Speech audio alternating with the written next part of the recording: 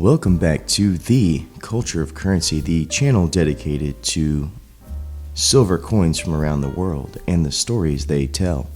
Today we're going to be diving into more from our top 100 countdown. We're going to be going through numbers 70 through 65.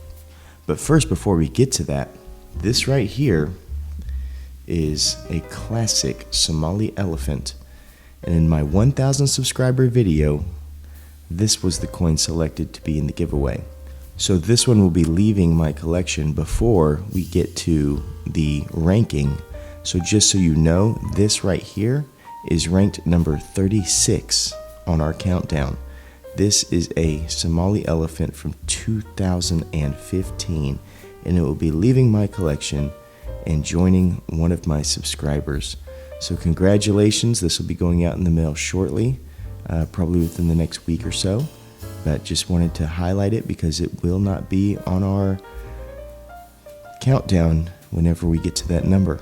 Number 70 of my top 100 world silver coins countdown comes once again from the nation of Rwanda. We can tell by the amazing coat of arms. African coins, I always say, have some of the best coat of arms in the world. This one is no exception. My favorite part is that Rwandan basket in the middle. That double Z design is very, very common in Rwanda. It's one of their, I guess you would say, native prints. On the back, we see that this is the Okapi. This follows the same trend as many in the series, but this one happens to highlight the Okapi, which kind of looks like the mix between a giraffe and a donkey. They're beautiful, beautiful animals, and this is a beautiful series. What's crazy is that this series does not have a listed mintage, so I have no idea how many are minted yet. The series itself tends to really rise in value over time. I bought this coin for $40.95, which is really high, but here we are a couple years later and it's at $49.28. So if I would have bought it, when silver was lower, let's say I paid $30 for this coin, then that would be almost $20 gained. So it's really a nice series. I have a couple of coins from this series and all of them have shot up in value. So Rwanda knows something about designing silver coins. Up next, we have another coin from an African nation. This is the Democratic Republic of Congo. Once again, pretty cool coat of arms. We have a floating head, which is always interesting. The back of this coin is really where the piece de resistance is, and we have the Parasaurolophus. I'm not really big into dinosaur coins, but this happens to be my favorite dinosaur, and I actually really like the scene. I think they got the hadrosaur really accurately in the depiction, but the fact that we have the flora and the fauna all together, and we have predators kind of in the foreground and the raptors, really makes this a cool coin. This is a series that highlights many of the megafauna of old, and I think that they've done a pretty good job. I'm just never as big into them other than this particular coin because, like I said, it's my favorite. I purchased this for $34.89, and it's basically a push right at the same because this is not even a year old. It's a couple months old since I've had it, but there is only 10,000 minted, so my imagination tells me that this will probably rise $3 to $5 in the next year. But maybe if you remind me, I'll check in and see if that prediction has come to fruition. Our next coin comes from, once again, the nation of Australia. This is number 68. This is 2021 Australian Zoo cheetah.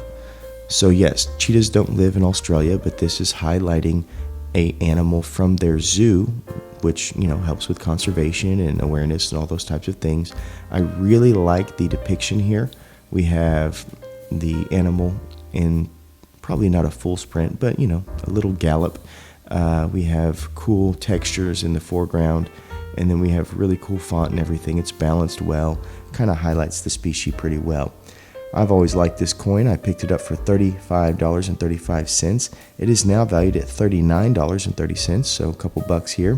$25,000 is the mintage, and just like my elephant from the same series, they do a really good job with this particular series. This is the Royal Australian Mint, who I think pound for pound, carries its weight with Perth in the last couple of years of minting. So really excited for everything I see coming out of Royal Australian Mint.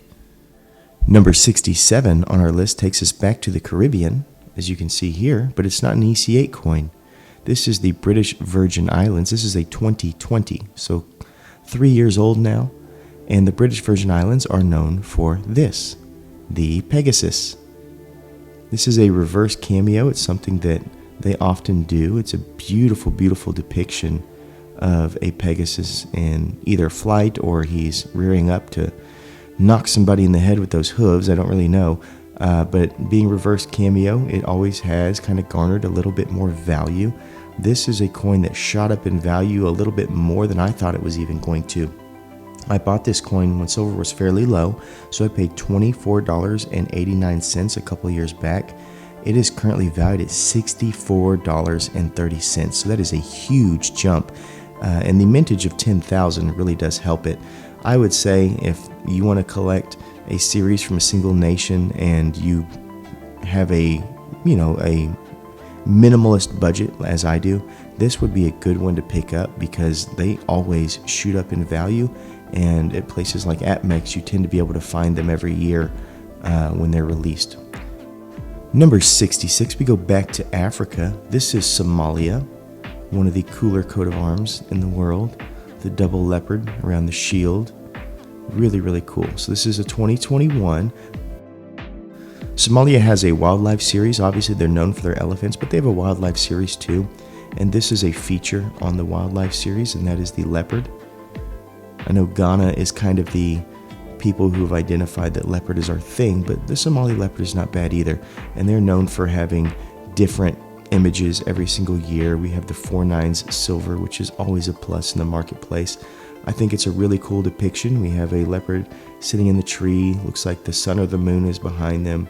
We have the acacia and a couple of things in the background there. So it's a beautifully done coin. I think that the 30,000 mintage also helps its value. I bought this coin for $29.39, and it is currently for $32.29. So it's got a couple dollars of fluctuation, but really not as much as I thought. It doesn't, I guess, hold the provenance that the elephants do, as we all know and love. But it still, has a couple of dollars here and there, but it's a pretty cool design, and it follows the same type of series that we see in the elephant from Somalia. Our last coin today takes us back to the nation of Cameroon, which is a really cool coat of arms. Here we have the fasces behind a shield, bundled. Pretty cool overall. This is the mandrill. As you can see, we have a beautiful depiction of the mandrill up front, and we have one in the background kind of sitting on a cliff face or something along those lines. If you've ever seen The Lion King and the character Rafiki, the monkey, this is that animal. It's the mandrill. Very, very cool animal, kind of intimidating if you ever see one. They have huge teeth. I picked this one up for $29.69, and it is currently valued at $33.29. The 15,000 mintage is probably the reason why. It's obviously a pretty cool design and everything too. It's a lesser known animal, so I never knew if the demand was going to be there when I bought this coin, but it seems to be moving in the right direction. It is beautiful. All of these coins that you see today I purchased from APMEX, and in transparency I will let you know that I am now a partner at APMEX.